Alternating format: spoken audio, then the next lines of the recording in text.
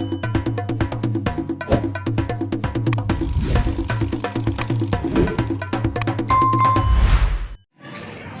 po mga dudes, ngayon po ay magluluto tayo ng sinigang na hipon sa sampalok na sariwa.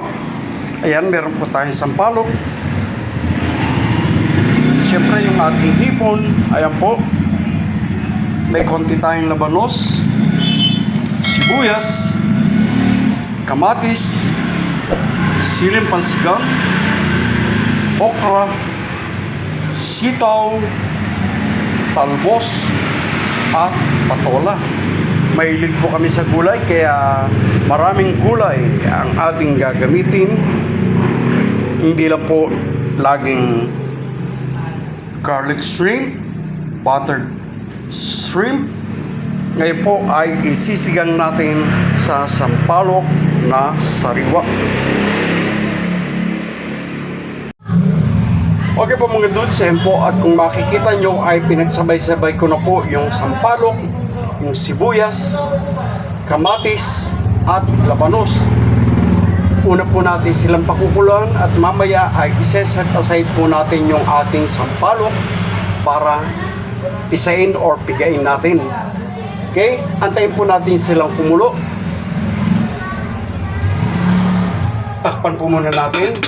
At habang nagpapakulo tayo, ay ipiprepare naman natin yung ating ibang ingredients. Okay? Pasensya na po kayo sa ingay na inyong naririnig. Tabing kalsada lamang po tayo. At ngayon po ay one way dahil ginagawa po yung kalsada sa labas. Kaya dito po lahat dumadaan ang mga sasakyan. Okay?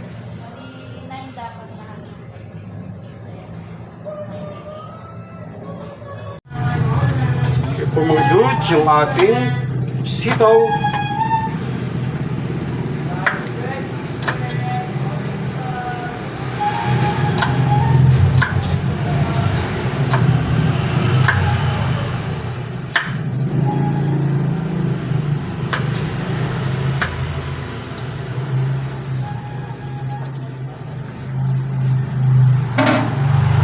sitaw,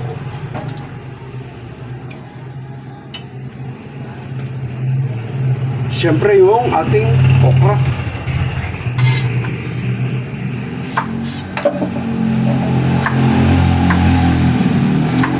Napakaingay po ngayon. Tanggalan po natin ng sungot yung ating siling pansigang.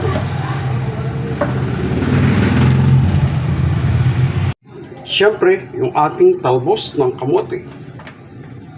Yan.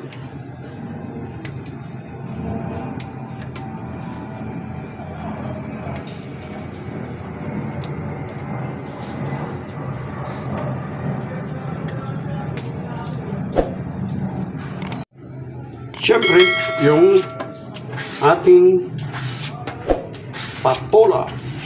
Okay, napakabungo po at napakasarap ng may patola ang ating sinigang.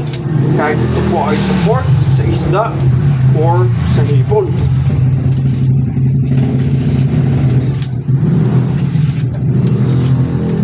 Okay.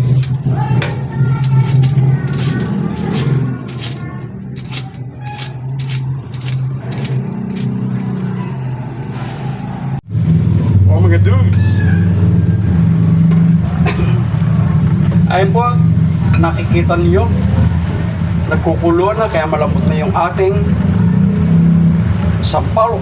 Iseset aside lang po natin yung sampalok para pisain natin o pigain para hindi kasama yung mga balat. Sariwang sampalok ang ating paasin.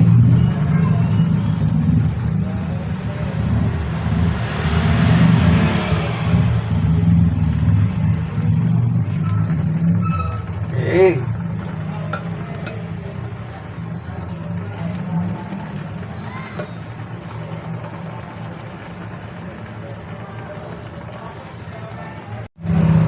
Okay po mga dudes, ayan po, at kung makikita nyo po yung kamatis ay malambot na rin.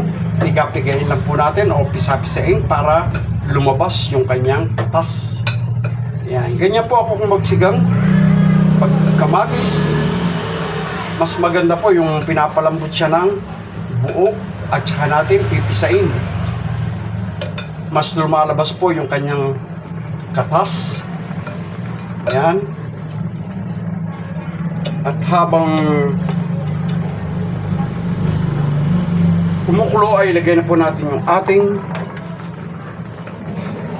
sili at yung ating sitaw. Yan. Dahil yung pong okra tsaka yung pong talbos ng kamote, patola ay madali lamang po siyang lumambot.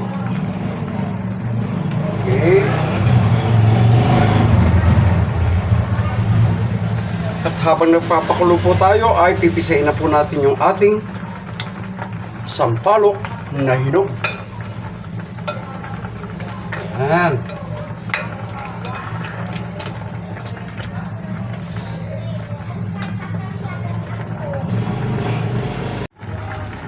Okay po mga dudes, ayan po, at ilalagay na natin yung ating hipon. Yan. Hipon.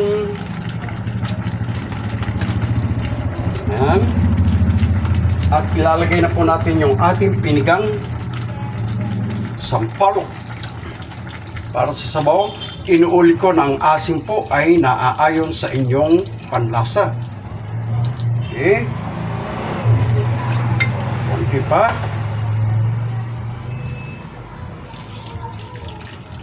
Ang asim at alat ng ating niluluto ay naaayon sa inyong panlasa. Lalagyan na rin po natin ng asin.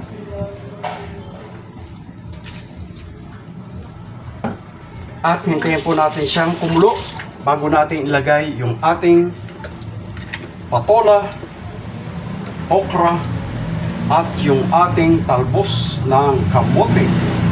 Takpan po muna natin.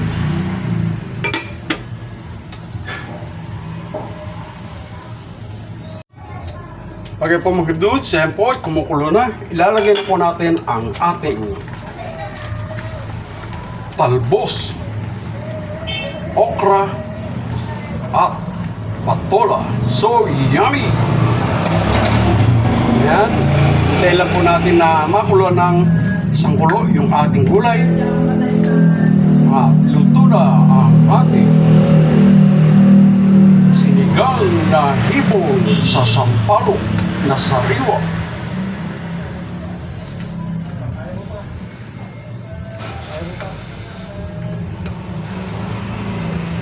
Maraming kulay. So yummy.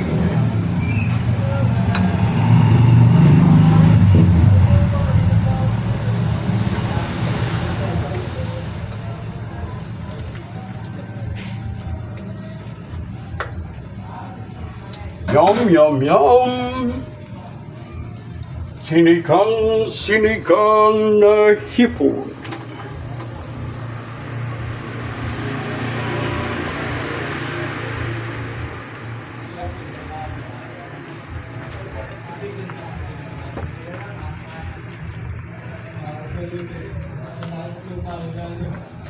Tikman na po natin kung okay na po.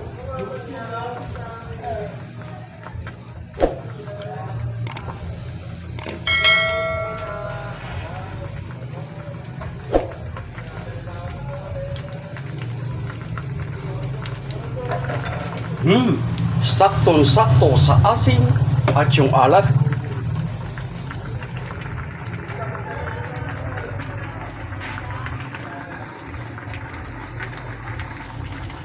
Happy eating mga dudes!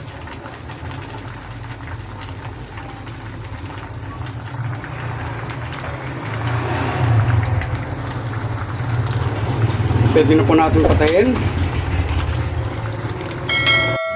Mga dudes, eto na po ang ating sinigang na hipon sa sampalok na sariwa.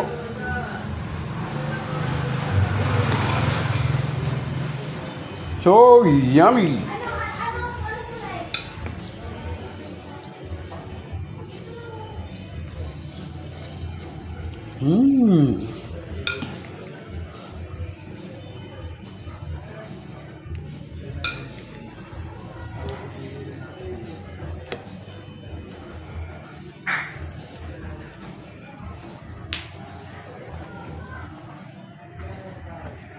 Happy eating mga dudes!